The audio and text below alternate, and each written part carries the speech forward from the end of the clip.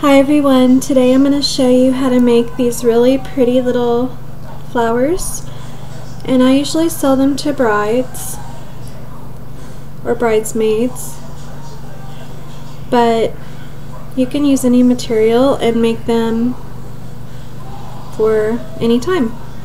Okay, I have went ahead and already made all these petals so that this isn't a long video, but let me go ahead and tell you what you're going to need real quick. You're going to need some kind of fabric, and I use these curtains. I'm in love with them. I didn't buy them for curtains, I bought them for this, but I got a lot of fabric for a great price, and it's my favorite fabric. I think it's like a organza, and that's what I like, but you can use a satin or a silk as well.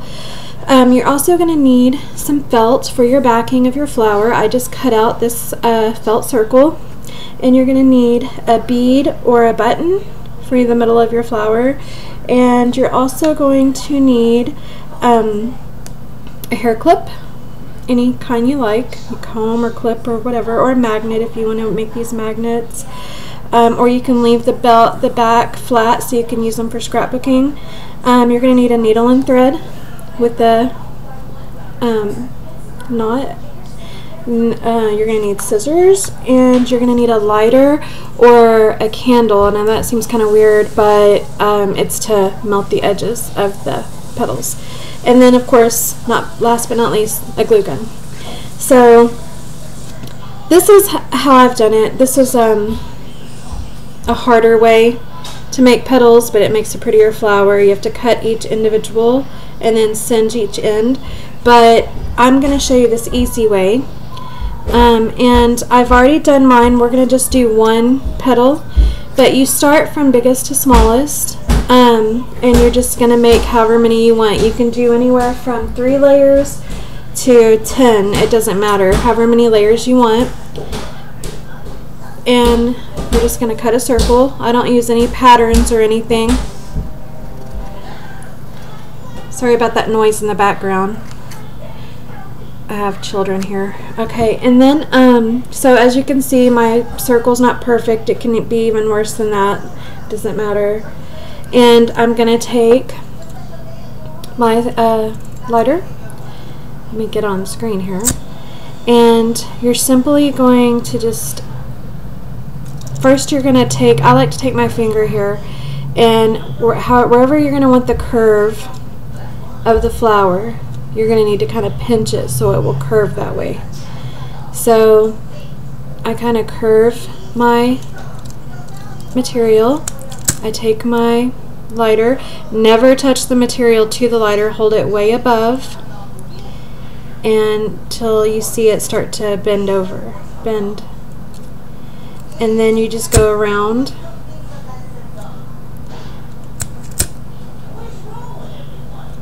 until it starts to curve around. And the slower you do this, the nicer it comes out. I'm going fast for demonstration purposes. And voila, you have a little flower or a petal. So what we're going to do now is pretend you've done that a billion times. You've done your circles from largest to smallest, and now you're going to layer them, and mine aren't going to be right because I'm actually using pieces from leftover pieces, but this is just to show you guys. So this one don't really fit, but we're going to make it. Okay, and then you just keep layering until you have your flower. And then you're going to take your needle and thread, and you're going to go through the bottom up into the middle and then back through. And of course right now we're just doing a stitch or two. We want to do a couple of stitches at least. I do several because I like my work to be really sturdy, but 2 or 3 is fine. Okay, and then you're going to take your bead or your button and you're going to put it through. Put it like that. Okay, now you're just going to go under your button or your bead Well, I guess if you had a button, you'd just sew that on like a regular button. But you're just going to go through your bead again, and then it's going to look like that. Now you're going to want to go through it another time. I always double stitch my beads.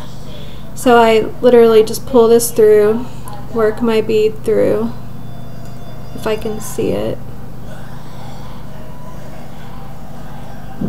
I know you can't see what I'm doing, but all I'm doing is going right back through the bead. See? And then I go back down. So all I've done, if you couldn't see that, I'm sorry. All I've done is I've put stitches through my layers, and then I have gone through my bead twice. Now I'm back at the bottom. So I'm just going to simply cut that off. And then we're just going to tie it in a knot. So we're going to pull these two apart and just tie. See? And again, just like you're tying a knot in your shoelace or something. And after a couple of stitches, you just cut that off. Don't cut too close, you don't want it to come apart. And then we're going to, I cut my circle a little too big, but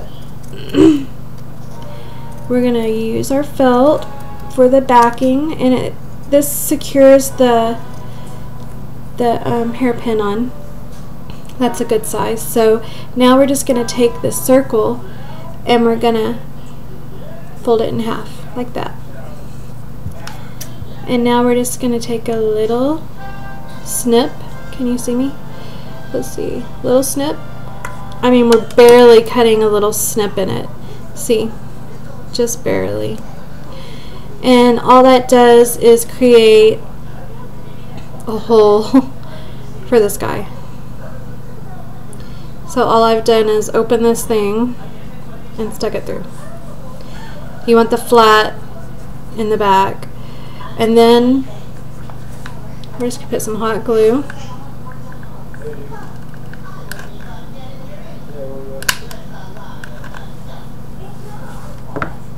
And we're going to put it on the back of our flower, and it'll cover up that stitching, plus it'll secure this pin on, this hair pin on really well.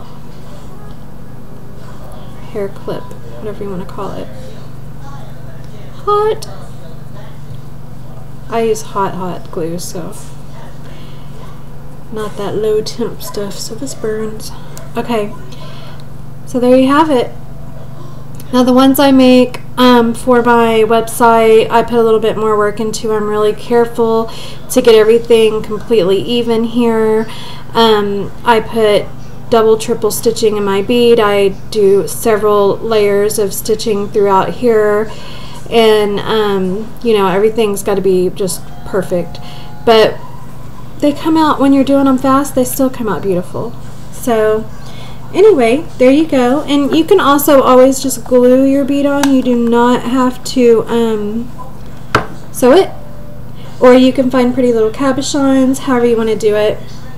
Sorry, I cut my finger. But that is how you do this, and I hope you guys enjoyed this tutorial. Thank you.